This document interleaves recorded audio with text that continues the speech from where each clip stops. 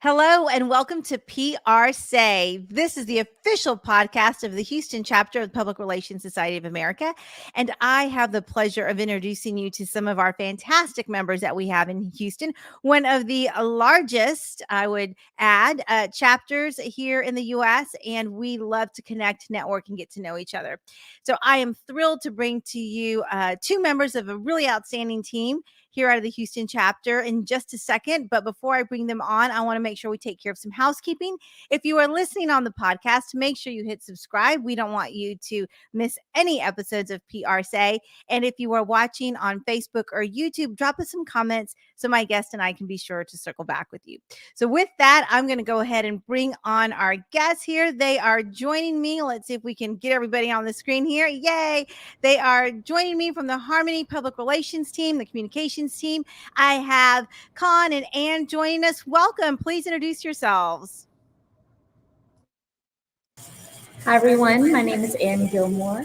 I am the District Community Partnerships for Harmony Public Schools Central Office, and this is my 12th year with Harmony Public Schools. Hi, everybody. My name is Kaan Camuz, and I have been with Harmony since the beginning, since 1999. And I am really delightful to be part of this team. I used to be a teacher, assistant principal, superintendent, and then later on joined the PR team. And we are really happy that we are trying to help the Harmony's students. So we are here. Thanks to Veronica. All right. Thank you so much. And it's so great to have fellow educators on the podcast, because we do have a lot of education outlets. We've got a great team from some of the higher ed folks as well as the K-12 folks in our chapter of PRSA.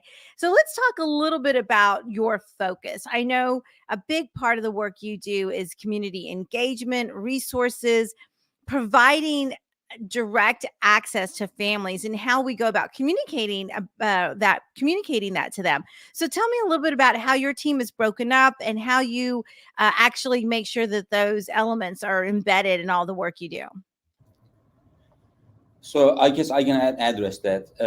Basically, Harmony schools are located in the entire state of Texas. They are located in 23 different cities of Texas.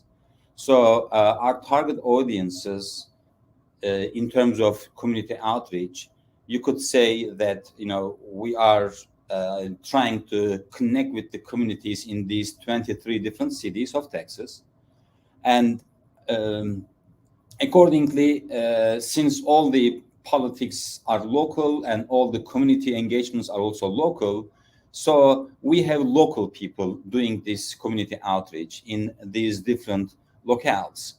So our team accordingly has people located in different cities of Texas, and we also have a central office where I and Anh are located, and we also try to do the same thing here in Houston as well. And our colleagues in these different cities are also members of the PRSA and the other related PR organizations in their own respective cities as well. We try to connect these different communities, and we also get together on a regular basis to share best practices, and also sometimes some community resources are available statewide and nationwide, obviously. So we also share those, with each other as well, so that we can cast a wider net on communities' resources for our students and families. That's so fantastic. And the fact that you are so embedded in other communities probably makes that a bit of a challenge, because what works in one community may not necessarily work in another. So Anh, speak to that, since you're more feet on the ground, or man on the ground kind of. What are some of the challenges in communications as we're trying to connect with our local constituency? Like Kaan said, I'm one, along with 5 other team members that take care of our local districts and regions. I think the biggest challenge we face is finding what's unique to our local region. Like Kaan said, we all get together, we share best practices, but everyone's dealing with different challenges, political climates. So we do our best and we really connect with local chambers.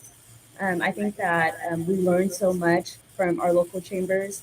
They kind of tell us what the political climate is like, what the educational climate is like. So I feel like the best way to kind of tap into and solve that challenge is to just really get out there, like you said, get on the field, talk to people, make relationships are really important, build that trust within your community. I found that that works best. It's just building trust, tap into your community resources, your chambers, and any other local organizations. It could be a Rotary Club. Those are all really helpful. Definitely. And the other thing that was really interesting is the fact that your organization is so committed to your district level folks being involved in PRSA, as well as the other communication chapters. There's not only opportunity for networking, but also opportunity for just some of that legacy, if you will, some of the things that have happened before. Especially if you guys haven't been in that market for a significantly long time, that can give you some background. So I'm sure that's been really helpful. Kaan, can you tell me a little bit about some of the communication goals that you have as an organization? Since you are managing at a higher level, what are some of those things that you have to stay focused on while your district level folks really get embedded into the community? Sure. Happy to address that. First of all, we always remember that we serve students and families, and we try to shape our entire PR department and PR efforts around that thought and around those needs. We realize that our communities, including our students and families and our alumni, they all have lots of needs. And what we try to do is, first, we try to identify those needs. This is the research part, obviously, of the PR process. And after identifying those needs, of course, that come from our own people, then we try to strategize around those needs, and we put a message. We try to put a message, a story of our students and our families' needs. And then once we have our talking points that talk about these needs, now we try to go out and start building relationships, cultivating and maintaining relationships. And this is very obvious, and this is very needed in today's world. Yes, social media and the media are quite important in terms of spreading these news. But we also believe that the human-to-human interactions and those types of in-person relationships between people and between the organizations are very, very important as well. So after taking care of the communications side of all these efforts, which is the social media coverages, etc., we also try to go out and make these human-to-human connections. We also try to work with the influencers, the community leaders, and tell them our students and our families' stories and their needs using different channels. Human-to-human channels, and also using so many other communications channels. And another channel that we use is we try to bring these people to our campuses. And when we bring them to campuses and have them speak to the families, the students, the teachers, the alumni, and our community partners, they all see the need in a much better setting. And then now bringing those community resources for those people in need becomes easier. Yeah, Often- and I love that connection that you just made. And you said something I think that's really important for us to take note of as communicators. You have to essentially meet people where they are. Bring those services to them sometimes. And so because you're leveraging personal relationships with those organizations and those resources, it's probably much easier to make that connection happen for your families than in traditional form, right? I mean, that's probably got to make it so much easier for your families and ultimately your students. Yeah, definitely. And another tool, if you will, that we try to use is, of course, we have events, lots of events, and we have our own statewide initiatives. And through those events and statewide initiatives, we also try to connect communities with our school communities, resources, organizations with the school communities, and they can come and see through these campaigns and events, what we are, what we are really trying to do, and our organization's focus, which is STEM education, by the way. STEM education is our bread and butter, and also character education.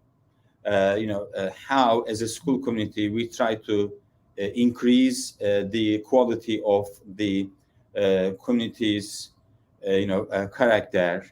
And when people come and see this really in place, they are willing to help more. Right. I may try to give an example. And there have been so many different examples of this happening in our school communities, obviously. But one example was what happened in one of our Austin schools. One of our initiatives was, we started participating in esports as a way for our students to express themselves, in the e-space. And but then, the program was struggling a little bit because we just like all the other programs, that program also needed funding, and because we want to support teachers, we want to support the sponsors who are supporting the program. And one day, we brought the Texas Workforce Commission into our campuses, and then the people of the Texas Workforce Commission, and then they came and then they saw our entire operation regarding how our program for the esports participation works.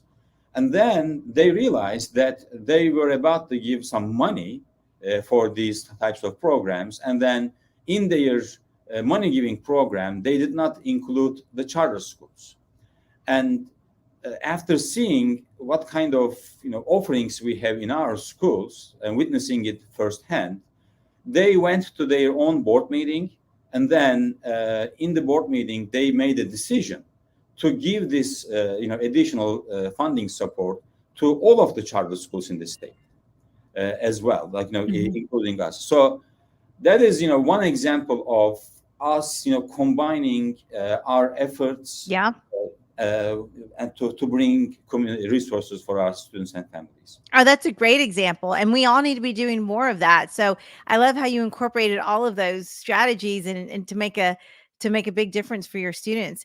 And so, Kaan, we had an opportunity to hear your journey of coming out of the classroom and matriculating up through administration, but Ann, we haven't heard yours. So tell us how you got into PR and how you got into school PR. Sure.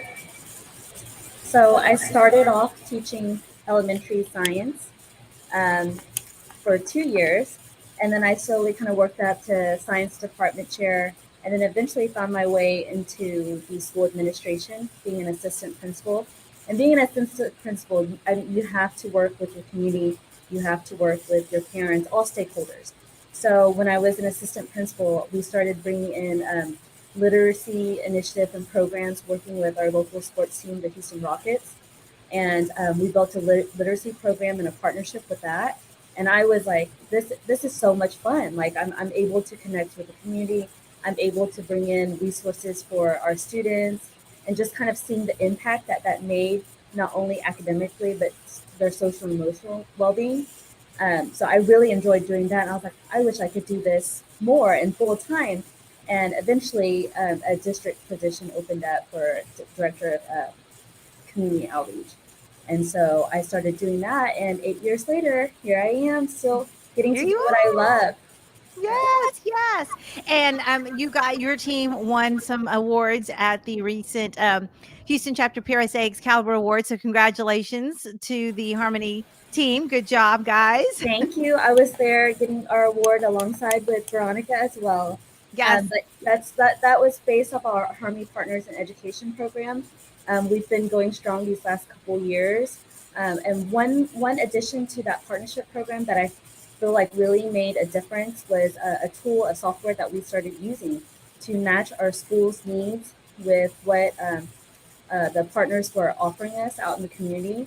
And so that was a really good way to engage both the schools and the partners to see what the schools needed and see if partners out there can match it or even provide more resources. And I think that really helped grow our partnership program. Yeah. Oh, I'm sure it did. That's fantastic. Anytime you can automate it and make it easier for anyone. Yes. Yes, good job. Well, I just applaud the work that you're doing. I so enjoyed getting to know you guys, and I hope that as you are out and about engaging with other PRSA members, that you tap into them and their resources to see how they can help you improve what's happening on your campuses, because I think you guys are doing a great job. Please say hi. And it's like Veronica says, it's important for us to all work together. I mean, we're all trying to serve the community. We're all trying to help kids grow academically and emotionally. So it's all about the kids. Education is key. So please help us help the community. I love it. Thank you guys so much.